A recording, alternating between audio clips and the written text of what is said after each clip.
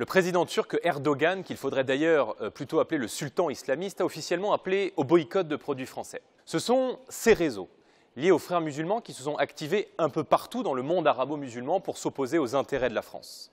Tout ceci n'est pas simplement l'histoire de quelques marques de fromage retirés des rayons. Il faut rappeler que la Turquie a attendu plus d'une semaine avant de condamner l'acte de décapitation du professeur Samuel Paty par un islamiste tchétchène. Erdogan est en revanche beaucoup plus bavard pour dénoncer la pseudo-islamophobie qui régnerait en France et dont les caricatures de Mahomet seraient le symbole. Il n'hésite pas à faire dans l'ignoble en comparant le sort des Français de confession musulmane à celui des Juifs sous l'Allemagne nazie. À ce petit jeu-là, Erdogan risque d'être perdant. S'il veut donner des leçons de droits de l'homme et de tolérance, alors qu'il commence par reconnaître officiellement le génocide des Arméniens commis il y a un siècle par son pays, la Turquie, de même que celui des minorités grecques, chrétiennes et assyriennes. La réaction d'Erdogan s'inscrit en réalité dans une stratégie d'influence qui ne doit plus tromper personne.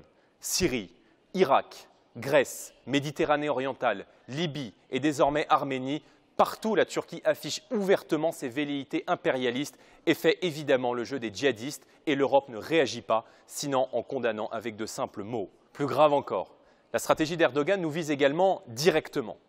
Pour apparaître comme le défenseur des musulmans sunnites, soi-disant persécutés, il compte sur ses réseaux, ses associations, ses mosquées, ses imams et ses écoles installées chez nous en France. Je pense notamment à l'organisation Miligorus, très présente en France et en Allemagne, et qui est directement au service d'un islam fondamentaliste. Nous ne pouvons plus accepter les demi-mesures. Ici, au Parlement européen, j'ai demandé à plusieurs reprises à ce que des sanctions très fermes soient prises contre la Turquie. Qu'attendons-nous pour l'exclure enfin du processus d'adhésion à l'Union européenne? Qu'attendons-nous pour arrêter totalement de lui verser des sommes d'argent hallucinantes? C'est près de 50 milliards d'euros qui ont été octroyés à la Turquie en l'espace de 20 ans.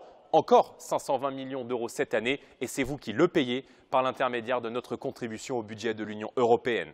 Pour protéger le peuple français, nous devons d'une part rendre la France invivable pour nos ennemis, les islamistes, mais nous devons aussi ne plus faire aucune concession à ceux qui, à l'étranger, les soutiennent, les financent et les forment.